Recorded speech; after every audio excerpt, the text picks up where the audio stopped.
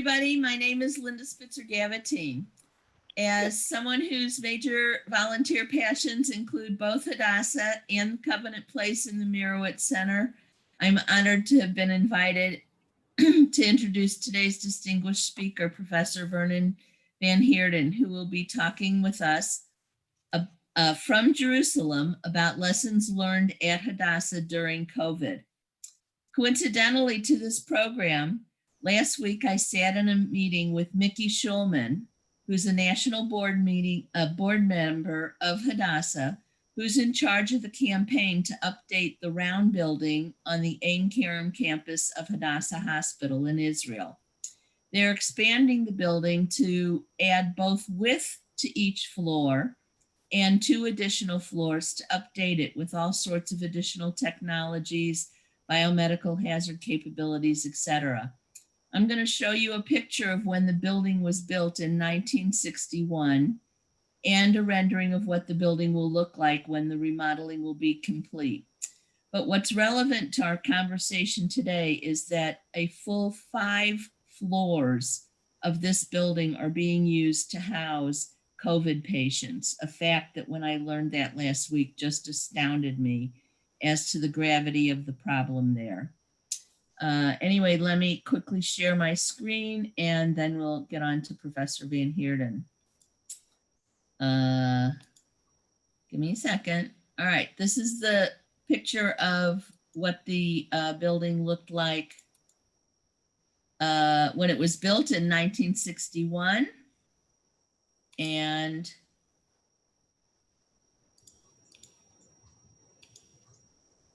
okay, hold on a second.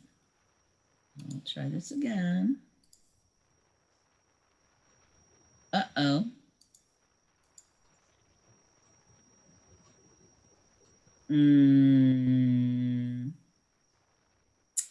Okay. Wonder if I lost my picture. Well, I can find it again. Hold on a second. I'm so sorry. You'd think with the number of years I spent in the computer business, I'd be better at this, but I'm not.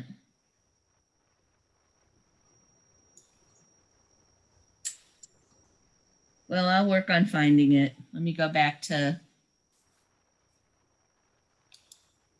introducing the professor and I'll try and come up with the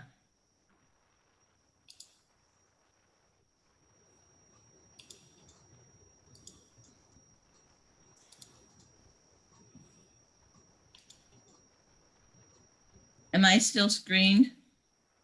Shared? It did for a second. Am I shared or not? No, you're not. Okay. Okay. Anyway, okay, let's go back to introducing the professor. He was born and raised in South Africa, and he received his Bachelor of Medicine, his Bachelor of Surgery, and his Master's and PhD degrees from the University of Witwatersrand in Johannesburg, South Africa. After a distinguished medical career there that culminated in serving as the Senior Registrar in Anesthesia at the Johannesburg Hospital, the doctor and his family relocated to Perth, Australia. His career there was equally distinguished, and he was the head of the Department of Intensive Care at Sir Charles Gardner Hospital in Perth from 2004 until 2012. After his and his family's aliyah to Israel, Professor Van Heerden began his work at the Hadassah Medical Center at Ein Kerem, where he is currently the director of the General Intensive Care Unit, the Division of Anesthesiology, Critical Care, and Pain Medicine at the Hadassah Hospital, Hadassah University Hospital, and Medical Transplant Coordinator for the hospital. Professor Van Heerden is also an Associate Professor of Anesthesiology, Faculty of Medicine, at Hebrew University of Jerusalem. It's my pleasure to introduce you to Vernon Van Heerden. Go ahead, Doctor. Thanks very much, Linda. It's a lovely introduction. Do you want to try and show you a picture just before I continue? Can you do it? Let me see if I can find it real quick. No, I'll work on looking for it while you speak. Okay, so let me know if you find it and we'll bring it up. Am I still shared, or should I see if I can get rid of that? No, you're good. Okay. You speak and I'll see if I can find my picture again. All right. Excuse me 1 second, an urgent call. No, it's gone. Okay. Firstly, thank you very much for the invitation to speak to the audience this evening. It's a lovely evening in Jerusalem. The sun's just setting. And as I was saying before, it's my favorite part of the day is when the sun's setting. Hopefully the day of work is over and can relax a little bit. Instead of coming up with a formal lecture and having slides and so on, what I've done is I've jotted down some thoughts about COVID and its impact on us at Hadassah. Some of those thoughts or some of those observations will be general to COVID anyway. And some of them are fairly specific to this hospital. So I'll go through them in no particular order, and I'd be very happy to take questions at the end and have some discussion. So feel free also to interrupt as we go along, and Judy will moderate and direct any questions to me. So as with most places, we've been dealing with COVID since March this year. So we're talking about 8 months now, March until October. And it's been a long, hard slug, okay, to say the least. We've experienced 2 waves, and perhaps I'll try and show you how those have looked. I've got, let's see.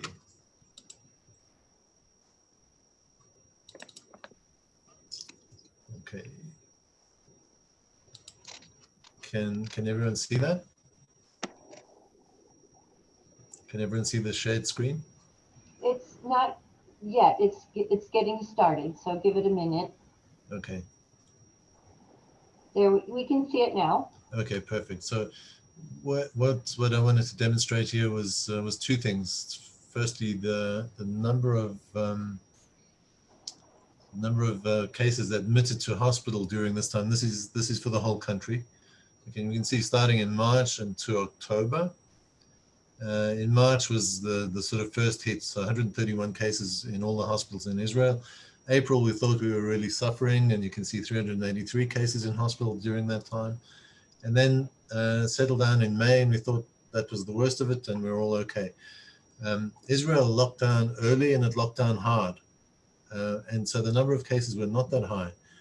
But still, you know, we thought we were suffering at the time.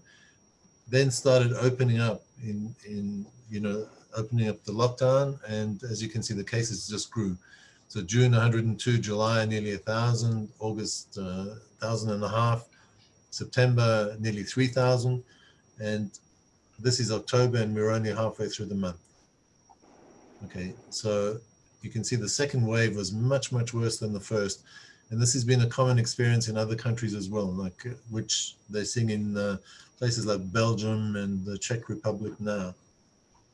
Okay, and if we look at the number of deaths, let's go down. Okay, these are the number of deaths that we've seen again for the whole country. March 21, you know, that was a disaster at the time. April, which is pretty heavy, 200, and now we're seeing in September, October, 6 and Dolores, can I call you back? Thanks. Okay, 645 in September, and October so far 600. So again, much higher numbers than we were seeing earlier on. Now, through all of that, I'll just stop sharing.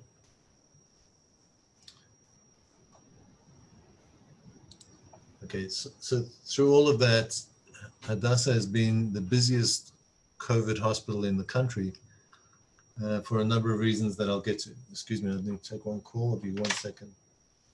You know, okay?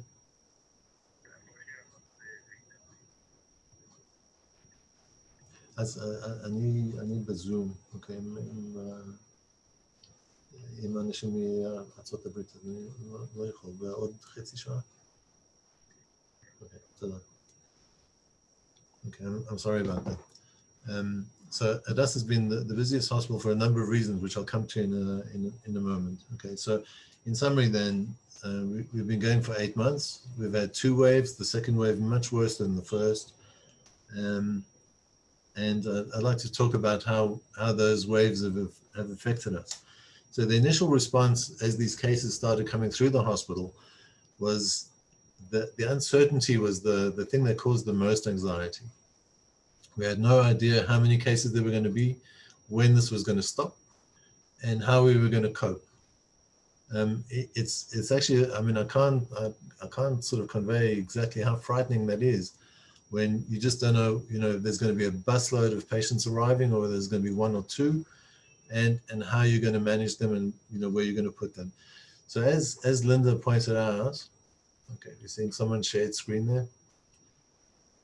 As Linda pointed out, this hospital is fortunate in that it has, I don't know whose shared screen this is. Okay. As Linda pointed out, so we're lucky in this hospital to have a separate building which we were able to utilize. And the CEO, in his wisdom, decided that all the COVID patients would be treated in the old building, the round building that Linda showed us in the beginning, and that none of them would be allowed into the new building where most of the hospital activity takes place. So that's been very fortunate for us to separate the hospital into two areas like that. And throughout all of this, no matter how busy we've been with COVID patients, we've been able to maintain regular activities in the hospital. Now, for Hadassah, that's hugely important because, as you know, Hadassah is owned by the Hadassah Women's Organization.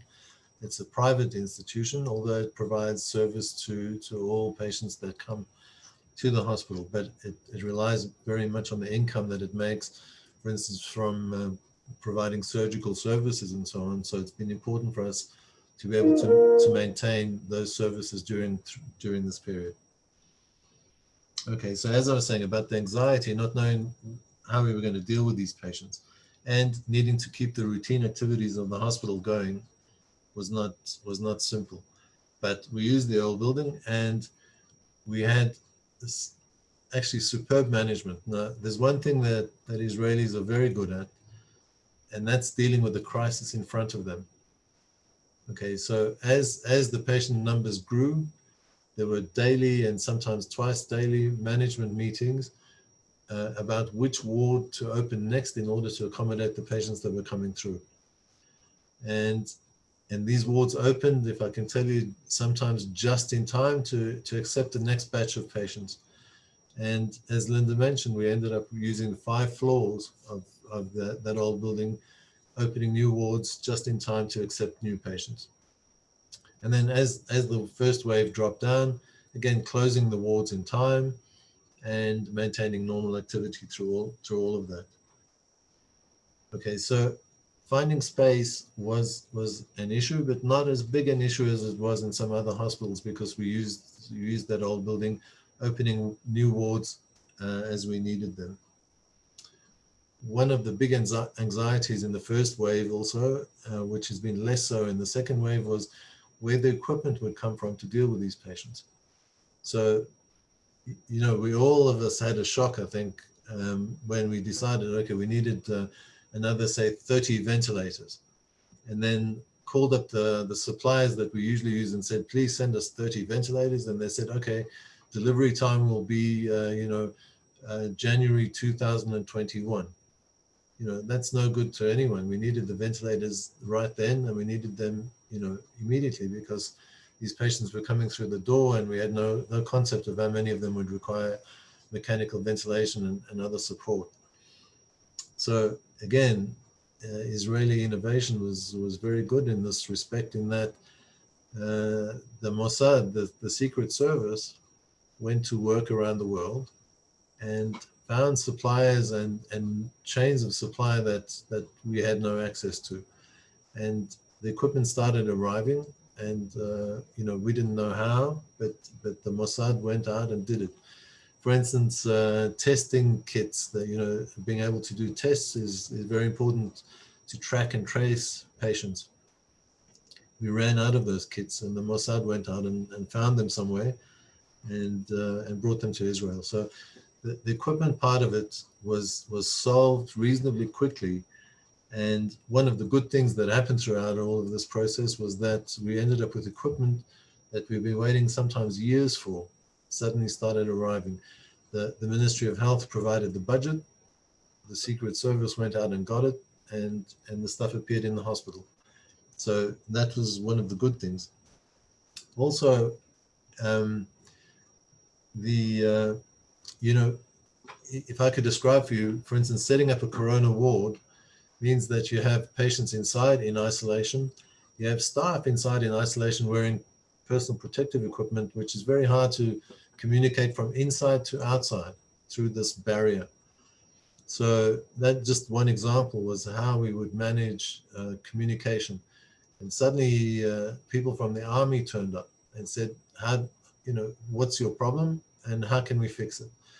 And they provided us, again, in short order with things like iPads that were set up to provide communication from inside the, you know, the sort of control room into the COVID areas, both for staff communication and also for families to be able to communicate with their loved ones. For instance, they could call in and we could transfer the call, the video call, to an iPad next to the patient's bed so they could see each other. So the Army also did a lot of good. We also had a lot of support from companies. So, you know, companies which their regular business might be making missiles, for instance, like Elbit, would come in and help us with communication gear, and they provided us with a robot, which the robot would operate inside the corona area, and we could see from outside and communicate using the robot. So drive the robot to the patient's bedside and be able to talk to the patient, or the family talk to the patient via the robot. So we had a lot of innovation and really sort of clever gadgetry which became available to us as a result of the corona. Another good example was patients with COVID-19 lung disease need supplemental oxygen. So that can be provided simply, you know, using nasal cannulae or face masks, but we find that a proportion of these patients do well with so-called high-flow nasal oxygen. This is a device that provides oxygen through a special nasal cannula which fits under there, with oxygen flows of up to 60 liters per minute. So very high flow oxygen of humidified and warmed gas. And we can set the concentration of oxygen up to 100%, which is very important for these patients.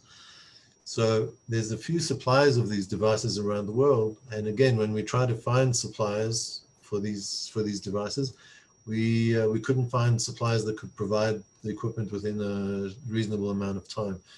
So one of our specialists looked for a supplier and spoke to the company called SodaStream, which you might be familiar with.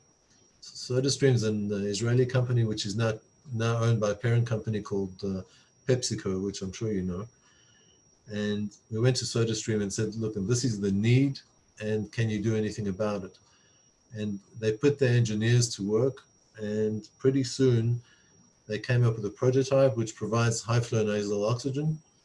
And we're just taking delivery of 50 devices now, which they developed and are now providing to us for this hospital initially, and then for all the hospitals in Israel, kind of free of charge. And these devices we've tested in trial situation now, and they do a job just as good as the commercially available products. So again, innovation, which was built to meet a very specific need. So Israeli innovation, and worked very well. Now, in the hospital, in Hadassah in particular, the burden of looking after these patients has fallen mostly on the internal medicine division. Okay, because these patients, the problem is mostly respiratory problems, and they've been dealt with mostly by the division of medicine. One of the strengths of the division of medicine is that even if you're, for instance, if you're a gastroenterologist in this hospital, you spend some time during the year as an attending physician in the general medical wards. So that we had a core of people that were very good at, looking after general medical patients, regardless of whether they were nephrologists or gastroenterologists and so on. So we had a core of people that we could use to look after these patients. And that's been a great sort of help to all of us. Now, although the majority of patients are looked after by the internal medicine division, the intensive cares that have been set up to look after these patients have been shared between the medical intensive care unit, which is looked after by Professor Sveri, and the general intensive care unit, which I look after. So we've set up two separate intensive care units for corona patients only, also in the round building. And we care for the very sick patients. They're separate from the intensive care patients in the rest of the hospital. Those units have been very busy. But if I break it down somewhat, it goes like, 80% or so of patients who get COVID-19 are mildly symptomatic or not symptomatic at all. So they don't end up in hospital. They're in the community, gently spreading their disease around because they don't know that they're sick. So that's part of the problem. 20% of patients who get corona end up in hospital, right? And of those 20% that end up in hospital, 5% become very sick, okay? And those are the ones that end up in the intensive care units. So during the course of this pandemic, we've had hundreds of patients through the intensive care unit. And unfortunately, of those who end up in the ICU, about 30% die. So it's a fairly high mortality, but if you put it into context, this 80% and then 20% in the hospital, 5% in the ICU, and 30% of those die. So the entire mortality for everyone who gets COVID is like 1.5%, something like that. So to put it in context. And if you look at the numbers in Israel, 300,000 people have tested positive for corona, and 2,000 to 3,000 patients have died. So it's like that 1% mortality that I've been talking about. What became apparent over time was that, we solved the problem of equipment, we solved the problem of space. We learned to work together as teams as we set up new intensive care units. But it became very apparent that the major bottleneck in treating these patients, and this has been the experience around the world, is that trained intensive care nurses are the biggest bottleneck and shortage in this whole crisis. You can't take a nurse off general medical or surgical floor and give a critically ill patient to look after and expect the outcome to be as you'd want it to be. As much as you'd like to try, it takes a degree of training, obviously, to make them useful in an intensive care area. So that's the difficulty. But the good thing about this has been that the value of intensive care in general and intensive care nurses in particular has been emphasized by the whole pandemic, and as I said, their value is now very much more appreciated, I think. We were lucky through all of this not to have a shortage of personal protective equipment at any time. So the staff have been well protected, and the number of infections of staff members from patients or between staff members has been minimal. We've seen very few cases indeed. So that's been quite good for us. The CEO of the hospital also has had a philosophy of doing testing of the staff, of all the staff, approximately every 2 weeks, so that anyone who's turned up positive, staff members, I'm talking about this, from the doctors to the nurses, allied health staff, cleaning staff, absolutely everybody gets tested. And if they turn up positive, they're sent into isolation, and they do an investigation to see who they've been in touch with and what the risks are to people working around them, and those people are sent into isolation as well. So during this time, there've been probably hundreds of staff members that have been in isolation, not at the same time, but during that period. But the number of staff members that have got sick have been minimal. So that's been a testament to the management in the hospital and how it's been sort of dealt with. Okay, as I said, Hadassah has been the busiest hospital in the country with regard to COVID. And the reason for that is that we have in Jerusalem a very specific population mix, in that we have a very high concentration of ultra-Orthodox people, and in East Jerusalem we have a very big Arab population. So the community life of those two populations means that the risk is fairly high that they're going to become infected. So the Arab population is very keen on having big weddings, and it's very hard to stop them. And so after each big wedding, we see a number of positive patients, a number of sick patients turning up in the hospital. The ultra-Orthodox community, their whole life is built on communal activity. So studying in the yeshiva, attending synagogue 3 times a day, celebrating the holidays together and in big groups, and having big weddings. So it's been very hard to control that, and we see large numbers of patients coming from that community also. So just to give some numbers to that, the Orthodox community makes it 10% of the population in Israel, but 50% of the infections. So it gives some idea of how prevalent the infections are within that community. And Jerusalem serves both of those communities, and so for our sins, we've had to deal with a large number of patients from them. Okay, so that's sort of how things have been up until now. As I said, the overwhelming sort of feeling for staff members at the beginning was anxiety, not knowing what the next day was going to bring. What we're dealing with now is more that what we thought was going to be a sprint has turned into a marathon. We're 8 months down the track now, and staff members are tired, particularly those that are dealing with COVID patients. So the internal medicine division, those dealing with the intensive care units, it's been the emergency room as well, which has had to deal with the patients coming in through the front door. So people are tired. There doesn't seem to be any end in sight, although thankfully the numbers are now starting to drop and things are sort of a bit calmer than they were even a week ago.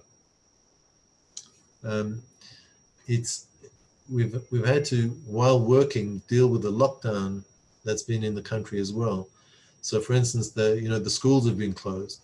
So the nursing staff, a lot of our nurses are mothers as well, and so they, coming to work is difficult for them because the kids are at home and no one to care for them at home.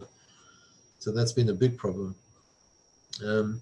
We've seen things in the hospital as well, which are distressing to everyone. That a lot of the resources have been obviously diverted to caring for the corona patients, as they should be, but there's been some collateral damage from that. So, if all the staff members are dealing with corona patients, then the level of care for regular patients may not be what it should be. And patients may not be watched as closely as they should be, putting things not too so specifically. All right, so I'll sort of finish off just with the observation about what's been good about the pandemic, because I think we need to take what we can in terms of what's been good. So the one thing is that it's shown remarkable resilience, both in the general population and also within the hospital staff. Being able to adapt to a very difficult situation, to be able to deal with untold number of patients that we've had to deal with that we weren't expecting. to be put in situations, work situations that we weren't ever prepared for. So it's shown remarkable resilience, and I know that's kind of an Israeli trait. You know, when you get faced with a difficulty, we know how to get around it, through it, under it, but to deal with it. We've learned to work together. So we've, by necessity, we've had to put together new teams in the intensive care units and in the wards. So medical and nursing staff not used to working together, having to learn to work together and forming effective teams. So that took a little while, but now those teams work together very well. Another good thing has been, as I mentioned before, that there's been a big influx of equipment that we've been waiting for years for, right? So suddenly we've got all this equipment, and we're very happy to receive it. And we've been careful to buy equipment that will be useful to us after the pandemic also. Trying not to be short-sighted and say we need this stuff now, and then, you know, in 3 months' time having heaps of stuff which is redundant and wasteful. So we've tried very hard not to do that. We've put a whole lot of nurses into intensive care nursing training, so that you know, there's a bigger pool of nursing staff that we can draw on in the future. We've been very lucky to receive big donations. I mean, a lot of donations and big donations, which has helped with buying equipment and so on that we've needed. And as I mentioned before, the value of intensive care through all of this, which obviously is my passion and my area, has been recognized as being very valuable. And then the last thing I wanted to mention was that it's part of the sort of innovation that's happened, is that there've been a lot of research projects which have started specifically for corona patients.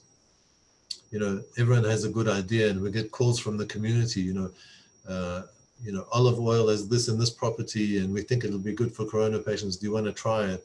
That's one example which I turned down, but there were some which were very good and which we've put into practice. And there are many trials which are running at the moment.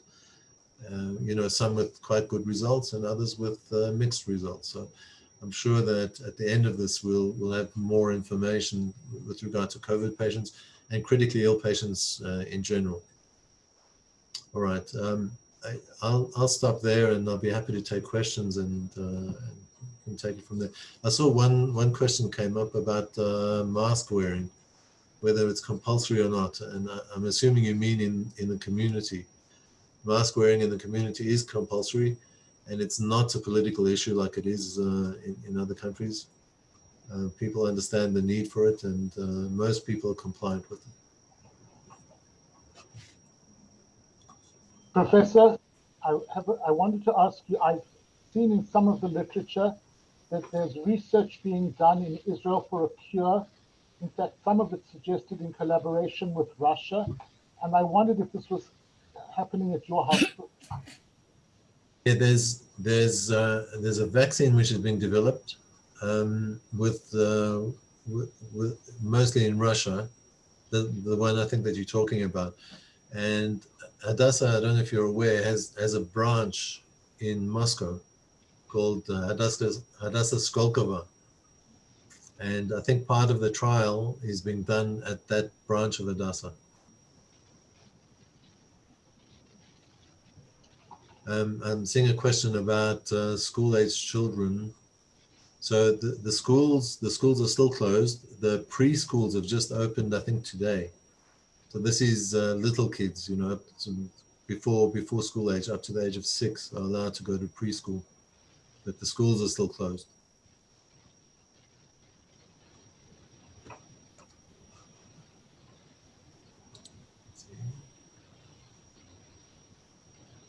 If anyone has a question, you can raise your hand in the Zoom or type a question.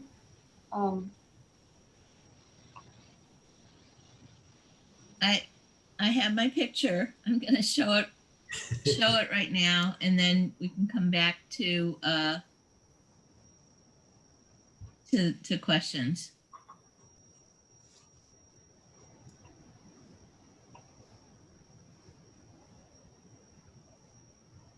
Can I make a comment now?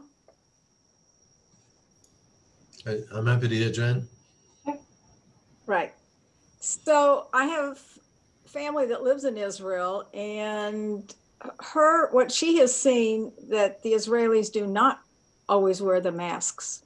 She said, they just think they're, as we have here in the United States, they think they're immune and, it doesn't matter and it doesn't.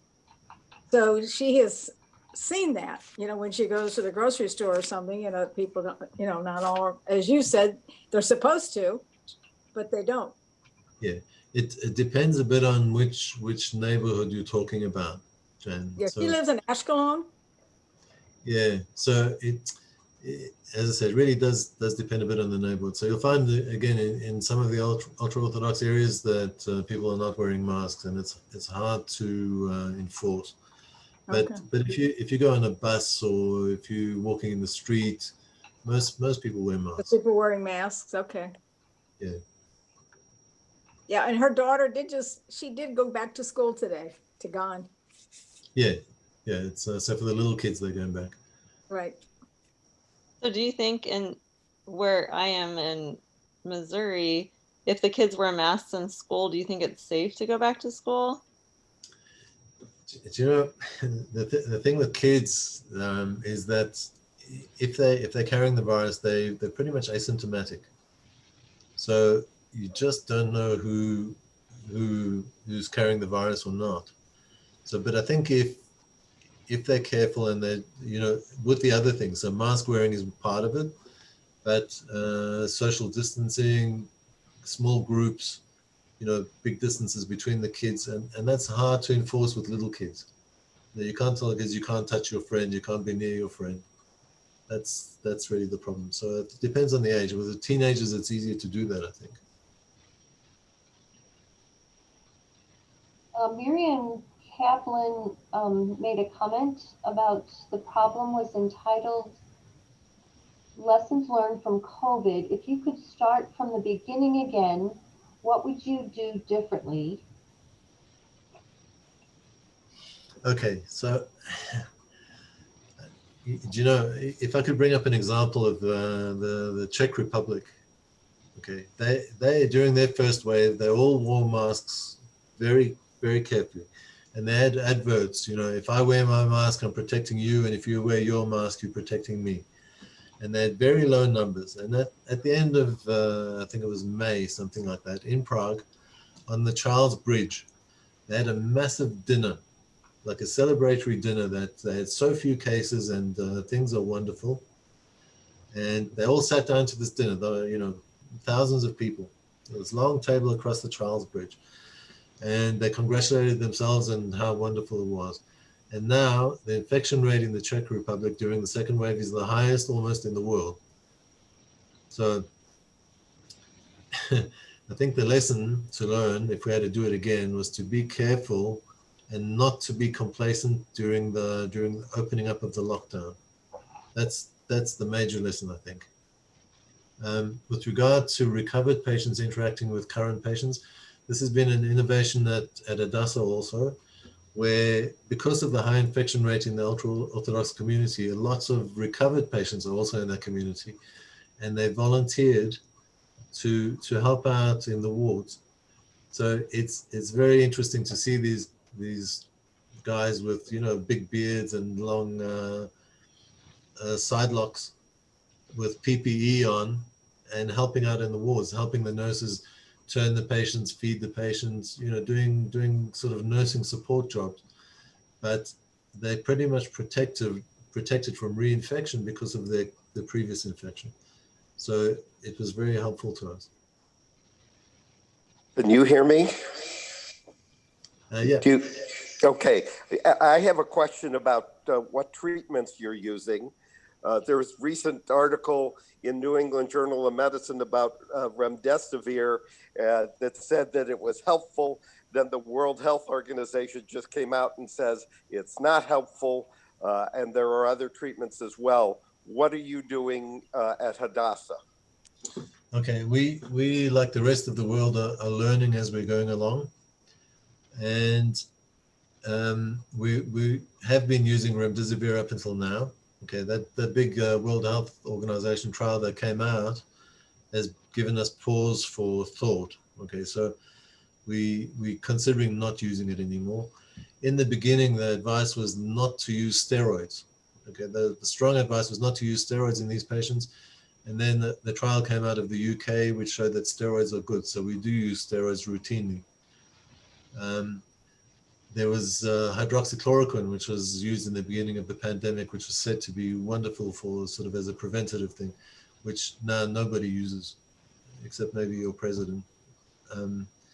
But, you know, so that's fallen out of favor. So things have come and gone in and out of fashion. But at the moment, remdesivir still gets used. We use steroids routinely, antibiotics as necessary. High flow nasal oxygen, as I described to you, was also somewhat frowned upon in the beginning because there's such a high flow of gas across the face that there was concern that this would aerosolize virus into the environment and put people at risk around the patients. But that has been found not to be such a big risk, and it's of such benefit to the patients that we use it now routinely. We've got several trial medications which we use in selected patients, but that's the basis of the treatment is remdesivir, steroids, and high flow oxygen up until the point of mechanical ventilation. Susan has a question. She asks, how do you think we can get this pandemic under control before we have an effective vaccine? Okay, from what I've just said, there's no effective cure. Okay, so that's the problem. So we're treating patients symptomatically and with what we have available to us. It's not changing the mortality of the very sick patients, as I mentioned. So really the only effective control of the pandemic so far is locking down, as has happened in several countries. In Israel, we had a recent lockdown, which has lasted for about a month, and that's been very effective in bringing the numbers down. But as things are slowly opening up again, you know, we're scared of what might happen in the next few months. But social distancing, mask wearing, keeping, you know, clean hands, all of that is effective in reducing the number of infections. But there's the economic downside of that. So that's what governments have to do, is balance the locking down, which is known to be effective health-wise, but not to be effective, or rather to be damaging economically. Anita asked a question. In the past, when there has been a pandemic or plague, it has ended on its own. What is the reason for that?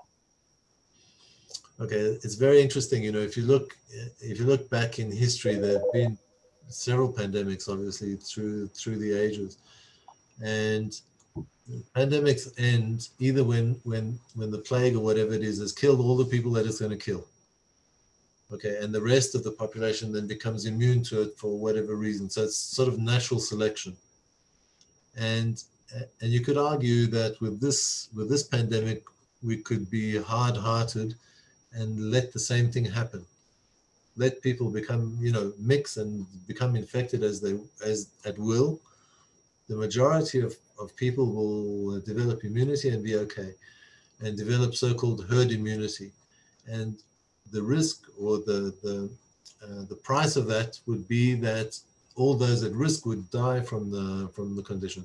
This would mean elderly people, people with pre-existing conditions like high blood pressure and diabetes, obese people. Those patients at particular risk would get the disease and would die from it, and then not be a risk to anyone else. So that's the hard-hearted look at it. So either people get it and die in terms of ending a plague, or a cure is found, which is effective. Okay, so those are the two ways that things end. But what we're hoping for in this case is that we develop a vaccine, or the vaccine gets developed, which gives us immunity against the disease and stops transmission from one to the other, and therefore dies out on its own.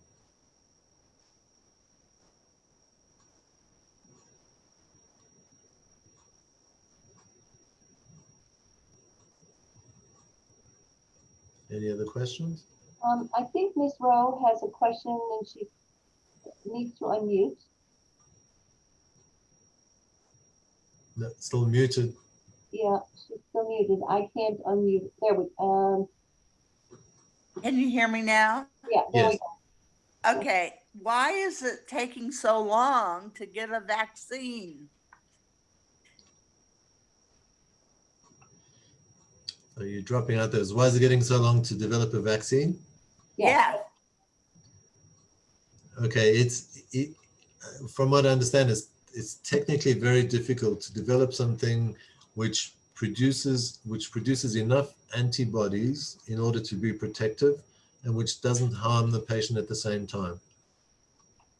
So you need to be able to inject something into the patient or have them take it orally, which doesn't harm them, but which develops antibodies which are specific to the virus.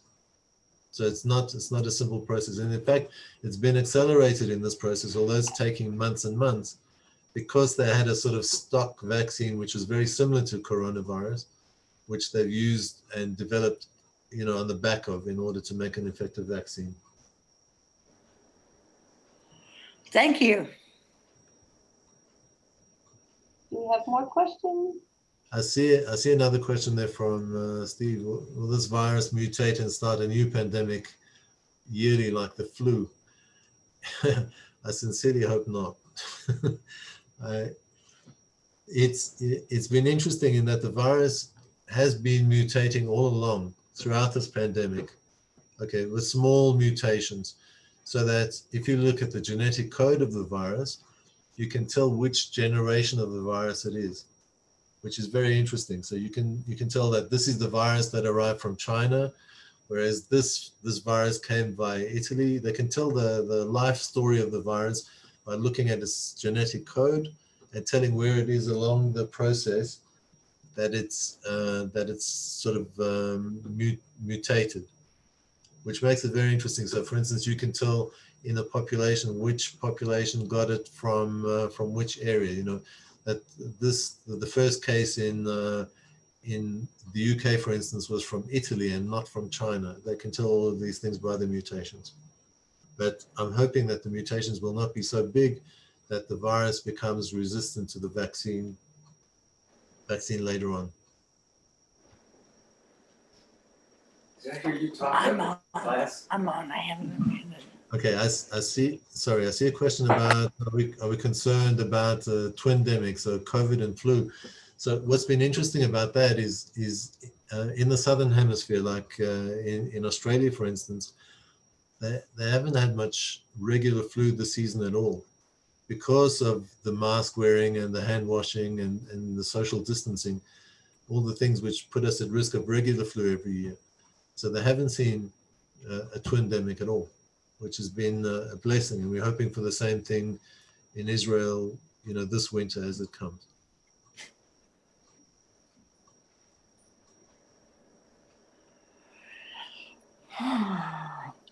I have another question. Yes. Yeah, I have another question. What are your recommendations on how to get through the winter months? Besides the mask, the social distancing, and cleaning your hands.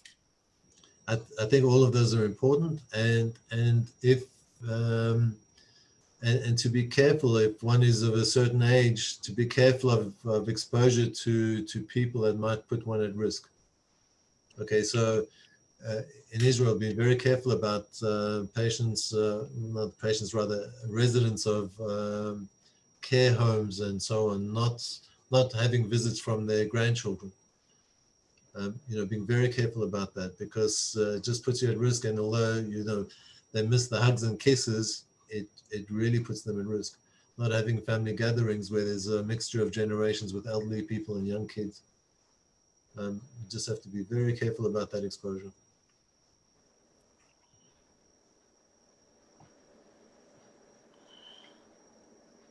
Anita has another question. Has there ever been a successful vaccine? Let me see. It just disappeared. Okay. Has there ever been a successful vaccine for this class of virus? And what are the major obstacles? Okay, so the obstacles are, as I described, is trying to find a safe variant of the virus or a fragment of the virus to expose the patient to in order to develop antibodies. That's the major sort of challenge. And successful vaccine for this class of virus, yes, there have been vaccines which have been used in animals. There's also been several diseases which have been very similar to this, MERS, which is the Middle East Respiratory Syndrome, and SARS, which we saw in I think it was 2003, that sort of time.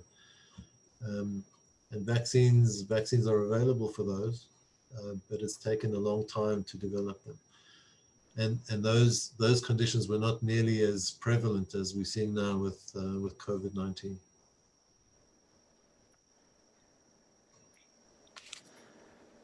We have more questions.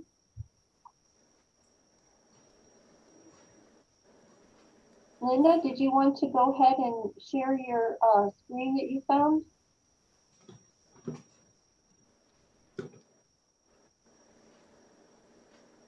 Unmute.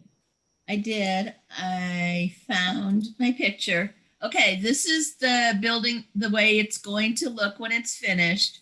As you can see, it's going to be considerably wider, and there's an extra couple floors up at the top. So a lot more hospital in that building than there was previously. We cannot see. And Did you share it? yeah, did I not? Did you not No. see it? No. Oh, sorry. Let me pull it up again. Can you not see that? We can now. Oh, okay. I'm sorry. Okay, so it's a lot wider. Each floor is expanded quite a bit outwards, and there's an extra couple floors up here at the top than there were before. And so it's going to be a lot bigger, but clearly, and they're going to continue using the hospital as it's being rebuilt. It's already under construction, and so they're going to continue using it. It's, you know, it's in the plans to be able to use it while it's being expanded on and being used. Where is And it? I'm sorry, I missed. Where is this? this is Hadassah this is part of Hadassah Hospital. It's one of the buildings in the complex. It's called the Round. It's called the Round Building in Israel, in the Ein Kerem campus of the hospital. In Jerusalem. In Jerusalem. Thank you. It's on the Ein Kerem campus, not the Mount Scopus campus. And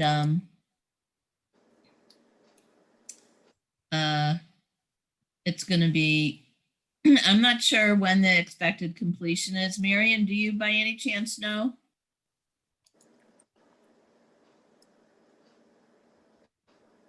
It's, I'm not sure of an exact date, but the building is progressing very quickly. So I can't imagine it's going to be more than another 18 months or so. Oh, okay. Anyway, it should be pretty spectacular when it's finished. They always do a bang up job when they build over there. Yeah, they do. Anyway, if nobody has any further questions, I want to thank the professor very much for his presentation. It was clearly very enlightening. It's an unbelievable worldwide problem, and clearly Israel has a handle on it, even though it's you know, not much Thank better you. over there than, clearly they have a better handle on it than we do here. Well, thank you so much. Kala kavod, Professor. Thank you. It's been an absolute pleasure talking to you all. And if any other questions come up later on, I guess, Steve, you could pass them on by email and I'd be happy to answer them. Yeah. Actually, there is I think one person has another question, but I don't know her name. She's got her hand raised. Let me see. And Oh, yeah.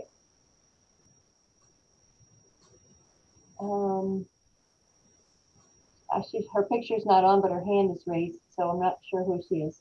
But Steve Schwinn, do you have a question? Can you hear me? Hello? Yes, I can hear you. Okay, my wife has a question.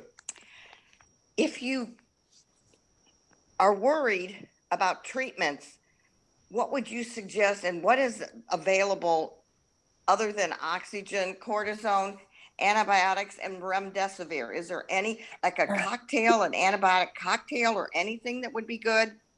There's no antibiotic cocktail and there's no antiviral cocktail that's been shown to be particularly helpful. But there are some sort of immune treatments. So giving antibodies. We use serum from patients that have recovered from the illness, and then concentrate the antibodies from those, and then give them to patients who have a new disease. And hopefully these antibodies that we give them help them fight the virus. So that's one treatment. When President Trump was ill, he was given a cocktail of antibodies to help him overcome the condition. So that's where a lot of the energy has gone into, is developing these antibodies, concentrating them from patients that have recovered and so on, in order to give them to newly sick patients. Interesting. Sound very promising, but thank you. You're right. Hi, Dr. Becker. Okay, thank you. Thank you very much. Very, very, very wonderful that you could join us, and I very much appreciate it. And we will go ahead and close our session for today. Much appreciation. Thank you, everyone.